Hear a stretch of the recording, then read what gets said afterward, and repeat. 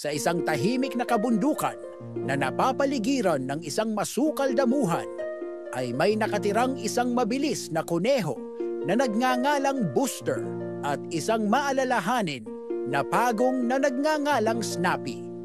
Si Buster ay kilala sa kanyang bilis at liksi, habang si Snappy naman ay hinangaan sa kanyang karunungan at sa pagkakaroon nito ng mahabang pasensya. Masayang namamasyal sina Buster at Snappy sa gilid ng ilog. Natutuwa silang tingnan ang itik na palangoy-langoy sa tubig. Habang masayang nanunood ang dalawa, sinabi ni Buster na siya ang pinakamabilis na nilalang sa lupa. Napatawa naman si Snappy. Tawang ayaw maniwala. Hindi masaya si Buster sa pagtawa ni Snappy. Mabilis na tumakbo si Buster, sabay sigaw ng ubod lakas. Ako ang pinakamabilis na nilalang sa lupa. Walang sino man ang makakatalo sa akin pagdating sa karera. Tumawa lamang si Snappy habang tinitingnan si Buster. Sumigaw si Snappy na may banayad ng ngiti. Hindi lamang pinagbabasihan ang pagiging mabilis, Buster. Minsan mas mahalaga ang pagiging steady at consistent. Tumawa ng mahina si Buster. Kung ganon, bakit ayaw mo akong labanan sa karera? Ipapakita ko sa iyo kung gaano ako kabilis. Ang pagmamalaki ni Buster. Ngumiti si Snappy. Pumayag siyang labanan ito. Matagal na siya nitong hinahamon, siya lamang ang umaayaw. Nagpasya ang dalawang magkaibigan na magsisimula sa malaking puno ng kahoy at magtatapos sa tabing ilog. Ang iba pang mga hayop sa gubat ay nagtipon upang panoorin ang karera. Nasasabik na makita ang kalalabasan.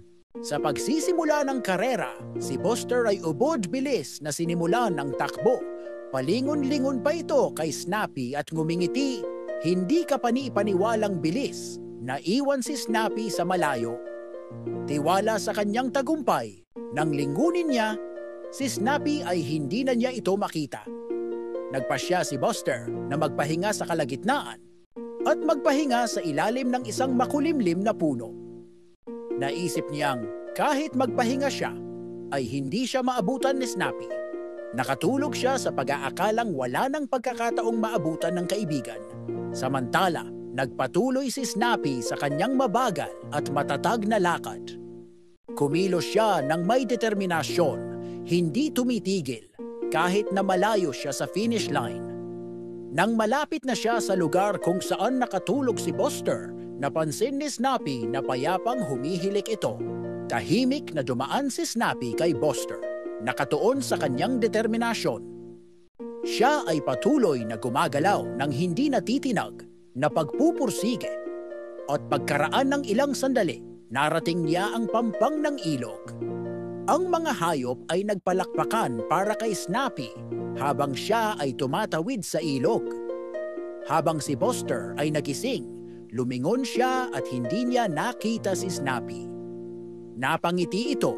Naisip niyang mabagal talaga ang kanyang kaibigan. Si Buster ay nagmamadaling pumunta sa finish line. Binilisan ng takbo ng ubod bilis. Ngunit huli na ang lahat. Nakita niyang palangoy-langoy si Snappy sa tubig na napapalibutan ng kanilang mga kasamahan. Nanalo na si Snappy. Napabuntong hininga si Buster na lumapit kay Snappy na may halong paghanga at panghihinayang. Tama ka yata, Snappy. Sabi ni Buster. Labis akong nagtitiwala sa aking bilis na hindi ko napagtanto ang kahalagahan ng determinasyon. Tumango si Snappy na may magiliw ng ngiti. Hindi ito tungkol sa kung gaano kabilis ang iyong magagawa. Ito ay tungkol sa kung paano mo tuparin ang iyong layunin.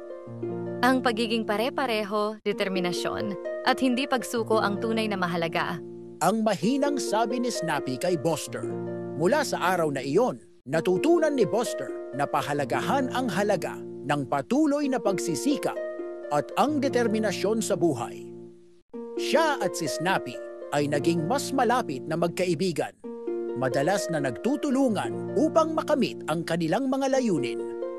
Ang aral na natutunan nila sa kanilang lahi ay naging isang itinatangi na kwento sa parang na nagpapaalala sa lahat na ang tagumpay ay hindi lamang tungkol sa bilis, kundi pati na rin sa tiyaga at dedikasyon.